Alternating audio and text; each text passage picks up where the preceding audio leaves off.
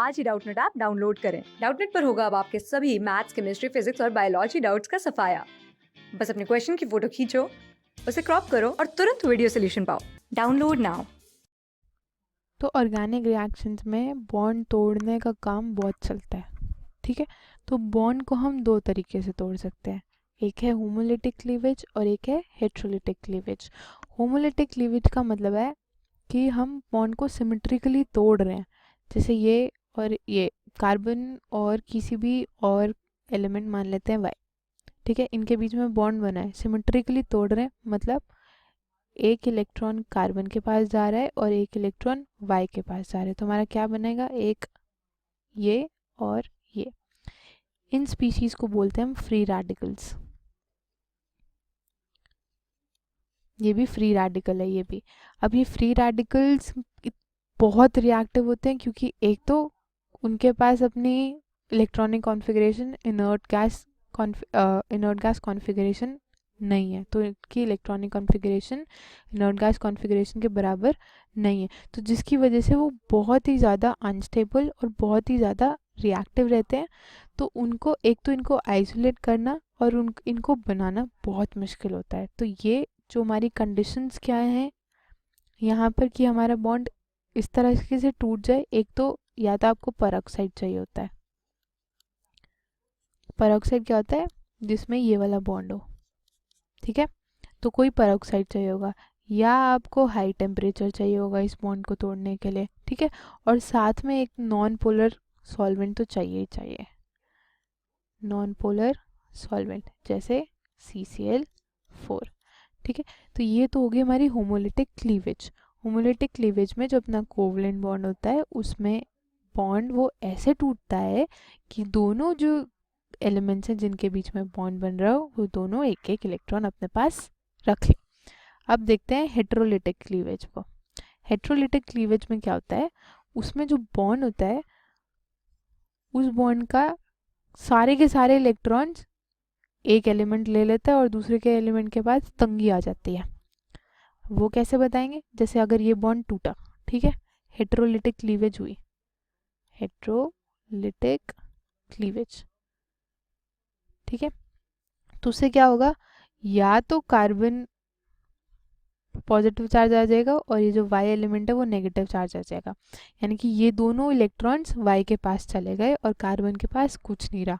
या फिर ऐसा हो सकता है कि कार्बन पे नेगेटिव चार्ज आ जाए और वाई पे एक्स पे पॉजिटिव चार्ज आ जाए। दोनों की पॉसिबिलिटी है। अब ये कब होता है, कार्बन पे पॉजिटिव चार्ज तब आएगा जब वाई की इलेक्ट्रोनेगेटिविटी ज़्यादा होगी कार्बन से। और कार्बन पे नेगेटिव चार्ज कब आएगा, जब कार्बन की इलेक्ट्रोनेगेटिविटी यहाँ आएगा, कार्बन की इलेक्ट्रोनेगेटिविटी ज़्यादा होगी एक्स से। तो इलेक्ट्रोनेगेटिविटी बेसिकली क्या होता है, इलेक्ट्रोनेगेटिविटी होता है इलेक्ट्रॉन्स को अट्रैक्ट करने की टेंडेंसी। तो अगर कार्बन की इलेक्ट्रोनेगेटिविटी ज़्यादा है यानी कि उसको इलेक्ट्रॉन्स ज़्यादा चाहिए तो वो अपना नेगेटिव चार्ज ले लेगा। और अगर दूसरे एलिमेंट को ज़्यादा चाहिए यानी कि दूसरे एलिमेंट की अगर इलेक्ट्रोनेगेटिविटी ज़्यादा होगी तो वो उस पर नेगेटिव चार्ज आ जाएगा। तो ये होती है हेट्रोलिटिक क्लीवेज।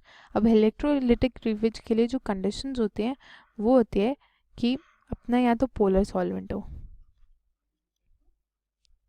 पोलर सॉल्वेंट क्या करता है, इस बॉन्ड को ना तोड़ने में बहुत हेल्प करता है, पोलराइज कर देता है। पोलराइज करना मतलब पॉजिटिव और नेगेटिव चार्ज लाने में हेल्प करता है।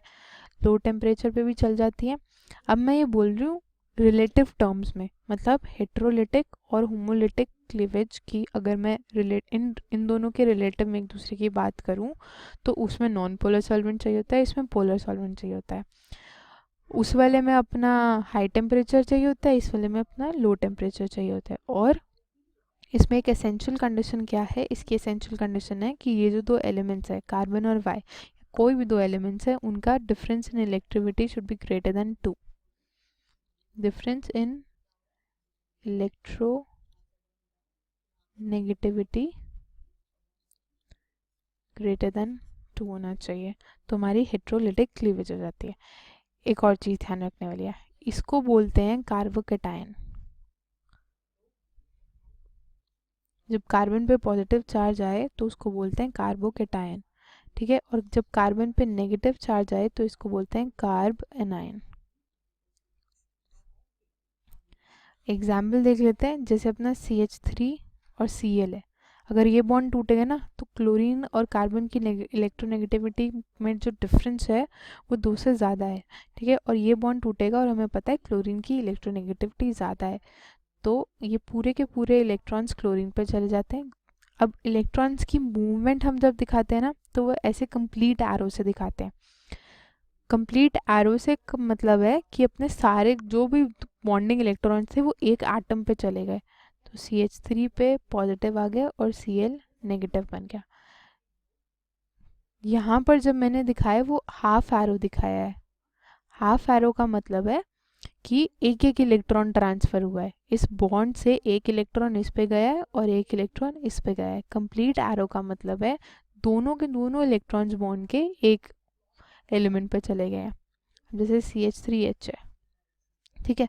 अगर इसमें कभी अपनी हेटेरोलिटिक लीवेज हो जाए तो कार्बन की इलेक्ट्रोनेगेटिविटी ज़्यादा होती है, तो वो CH3 माइनस बनाएगा और ये H+ बना लेगा। तो ये हो गया हमारा कार्बोकेटायन, ये हो गया हमारा कार्ब एनायन।